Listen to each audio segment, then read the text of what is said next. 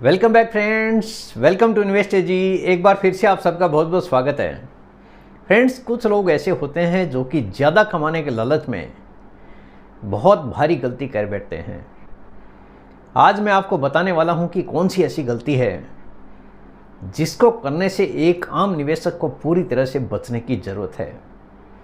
Otherwise जो भी आपके पास में है वो भी पूरी तरह से वॉश आउट होने का डर बना रहता है। पूरा डिटेल में वन बाय वन आपके साथ में शेयर करूंगा।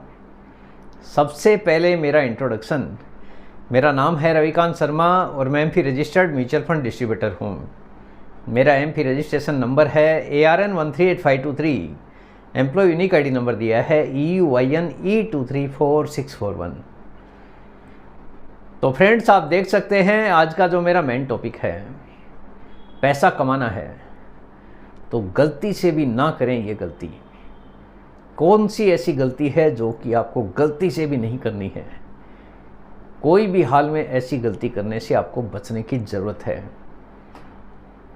देखिए, आदमी का माइंडसेट क्या होता है, फटाफट पैसा कमाना है। हर किसी की इच्छा होती है कि रातों रात करोड़पति बन जाऊं, चाहे इसके लिए मुझे कुछ भी करना पड़े। जो है वो भी चला जाता है। इसी कोशिश में बहुत सारे लोग ऐसी गलती कर बैठते हैं कि उनके पास में जो भी पूंजी है वो भी पूरी तरह से साफ हो जाती है, यानी पूरी तरह से अपना भारी नुकसान कर बैठते हैं। आपको ज़रूरत है ऐसे माइंडसेट को बदलने की। आपको ये जानकर सरप्राइज होगा कि जितने लोग ड्रीम 11 जो कि क्रिकेट का सट्टा चलता है, आपको पता ही होगा, ड्रीम 11 में लोग करोड़पति बनने का सपना देखते हैं। 3 करोड़ का इनाम रहता है, कभी 4 करोड़ का रहता है, कभी 5 करोड़ का रहता है। तो हर कोई छोटे से अमाउंट से इसको स्टार्ट कर सकता है, ऐसा समझ के वहाँ पे 49 रुपीज़ का एक लॉटरी के रूप में खेलना शुरू कर देता है। इसकी लत एक आम आदमी को काफ़ी बड़ा नुकसान भी पहुँचा सकती है। ड्रीम 11 के साथ में इतने लोग जुड़े हैं जितना कि आज तक म्यूचुअल फंड के साथ में भी नहीं जुड़े हैं। म्यूचुअल फंड सालों से चालू है, लेकिन ड्रीम 11 उससे कहीं बाद में स्टार्ट हुआ है। लेकिन ड्रीम 11 के साथ में काफ़ी ज़्यादा लोग बड़ी संख्या में जुड़े हैं, क्योंकि हर किसी की इच्छा यही है कि फटाफट करोड़पति बनना है, चाहे इसके लिए मुझे कुछ भी करना पड़े। इसी कोशिश में आए दिन कोशिश में लगा रहता है कोई ना कोई। रीज़न एक ही है कि फास्ट मनी, सबको फटाफट पैसा बनाना है। ऐसे ही फटाफट पैसे बनाने के चक्कर में बहुत सारे लोग हैं पर्सनल लोन लेकर म्यूचुअल फंड के निवेश से पैसा कमाना चाहते हैं। यानी बैंक ऑफर करता है कि आपको 12% में हम दे रहे हैं ब्याज पे, लोन लेके जाइए, आपको जिस काम में लेना है आप कर सकते हैं। लोन लेकर निवेश करने के लिए लोग सोचते हैं कि 5 लाख रुपए का लोन ले लेता हूँ, उस पर करीब 1,70,000 का ही तो ब्याज भरना है, क्यों ना मैं उस पैसे को निवेश करके हर महीने अगर SWP भी चालू कर लूँ तो आसानी से मैं पैसा बना सकता हूँ। इसी चक्कर में लोग लोन लेकर निवेश करना भी पसंद करते हैं। लेकिन लोन की जो सच्चाई है उसको आज आप जानकर दंग रह जाएंगे कि सच्चाई क्या है, लोन किस प्रकार काम करता है, किस प्रकार एक आम आदमी के पूंजी को पूरी तरह से ख़त्म कर सकता है।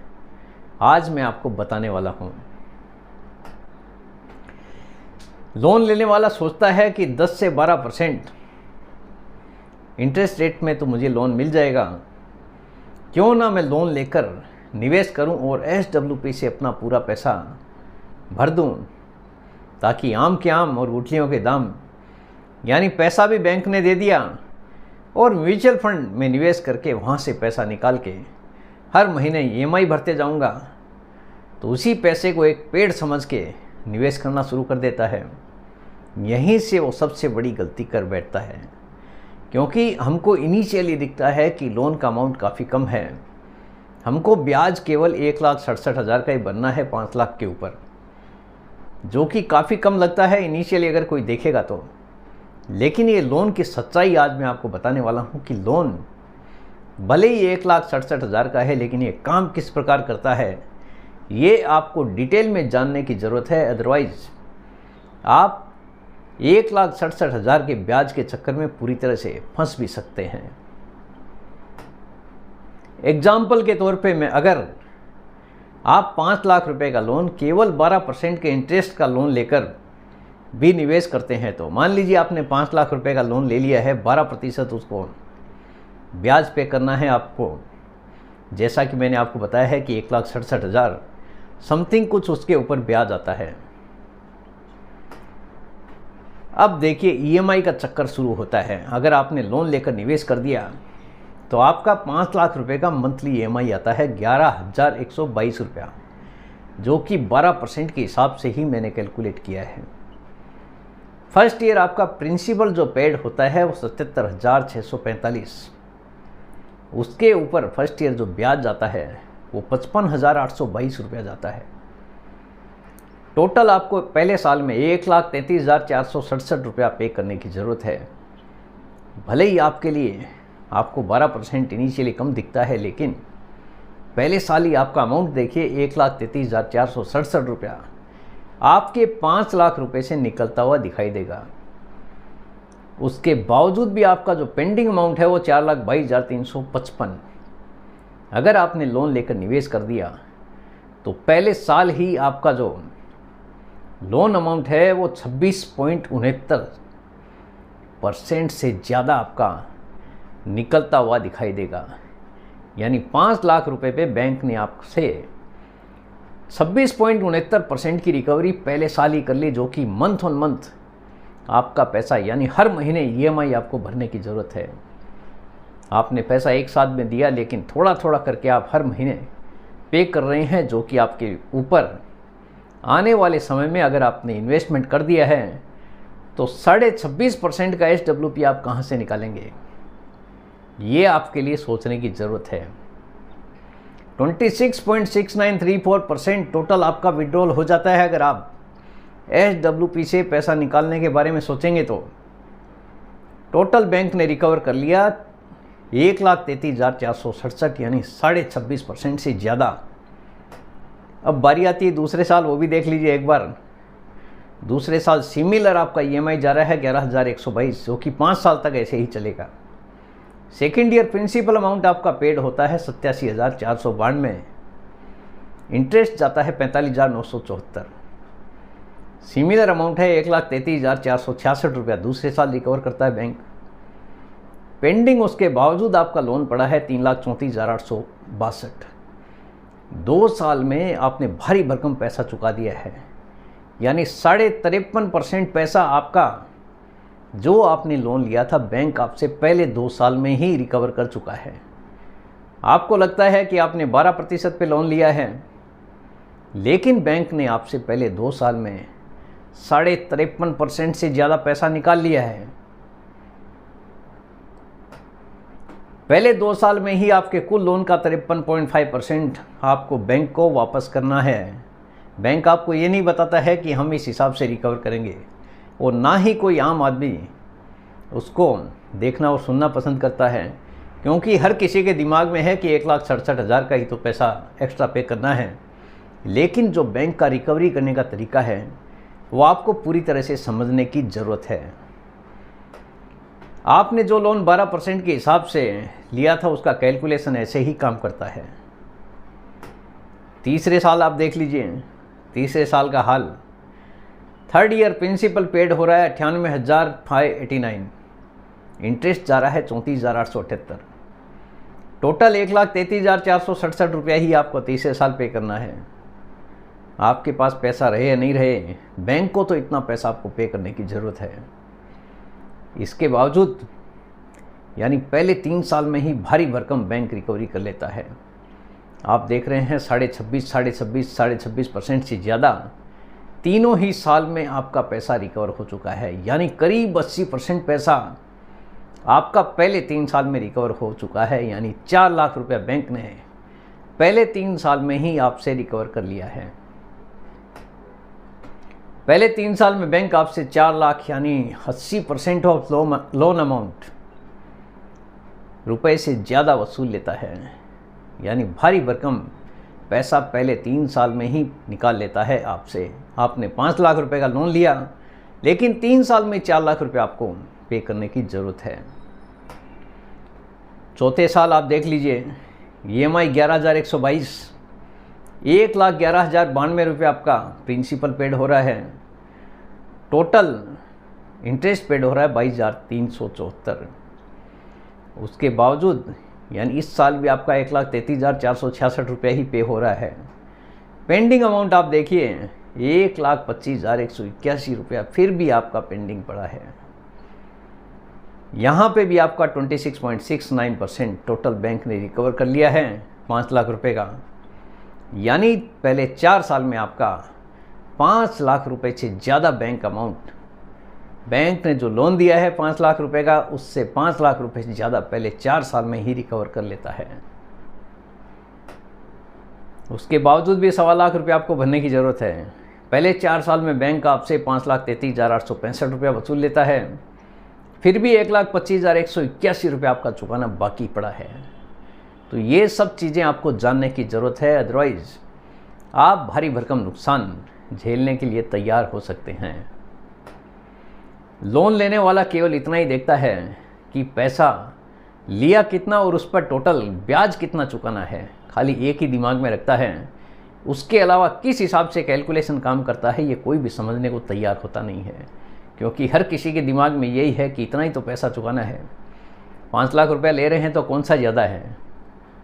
तो ये पूरा अगर आप कैलकुलेशन नहीं समझेंगे तो आपके लिए काफ़ी नुकसानदेह साबित हो सकता है। जैसे 5 लाख के लोन पर 1,67,333 एक्स्ट्रा चुकाना है, शुरुआत में देखने में हर किसी को अच्छा लगता है, लेकिन जिस हिसाब से बैंक आपसे रिकवर करता है उसके बाद में हर कोई टेंशन में आना तय है, यानी हर कोई आदमी उसके बाद में टेंशन में आ सकता है।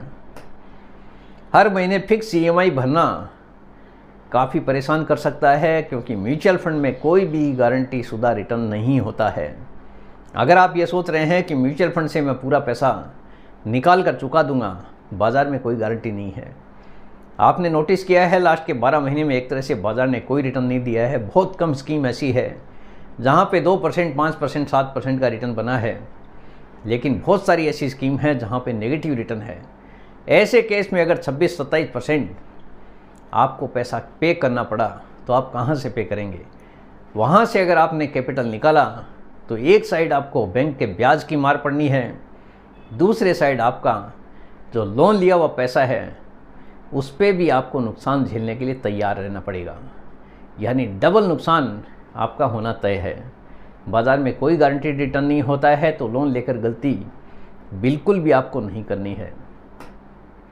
मान लीजिए आपने लोन लेकर निवेश कर भी दिया, तो आप साल में कितना % SWP निकालेंगे? 6%, 7%, 8%, 9%।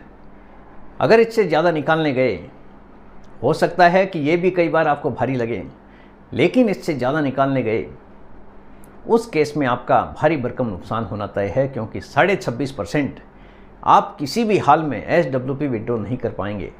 अगर आपने विड्रॉ कर लिया तो आपका कैपिटल वहाँ पे ख़त्म होता हुआ दिखाई देगा, यानी काफ़ी जल्दी आपका 5 लाख रुपये भी ख़त्म हो जाएगा, और दूसरे साइड आप जो ब्याज भर रहे हैं उसका भी आपको भारी भरकम नुकसान झेलना पड़ेगा। ऐसी गलती करने का मतलब है एक तो लोन की EMI पर इंटरेस्ट का नुकसान, और दूसरा आपका निवेश पूंजी का नुकसान। जो आपने 5 लाख रुपए का लोन लेकर निवेश किया है उसका भी नुकसान आपको झेलना पड़ेगा। इसलिए पैसा वही लगाइए जिस पैसे को निवेश करने से आपका पेशेंस नहीं डगमगाए, यानी जो पैसा आपका अपना है वही आपको पैसा निवेश करने की ज़रूरत है। चाहे आप SIP कीजिए, लमसम कीजिए, चाहे 1,000 का SIP कीजिए या 500 रुपये का कीजिए, लेकिन पैसा उतना ही लगाइए जिस पैसे को निवेश करने गया आपको पेशेंस ना डगमगाए, क्योंकि बाज़ार है, बाज़ार में कोई भी गारंटीड रिटर्न होता नहीं है। यहाँ पे आपका रिटर्न बनेगा बाज़ार के हिसाब से ही। तो जो भी निवेश करना है काफ़ी सोच कर समझ कर करने की ज़रूरत है। ज़्यादा का लालच हर किसी के लिए खतरनाक साबित हो सकता है। जो पैसा आपका अपना है वही निवेश करें, लोन लेकर निवेश करना बिल्कुल भी सही नहीं है।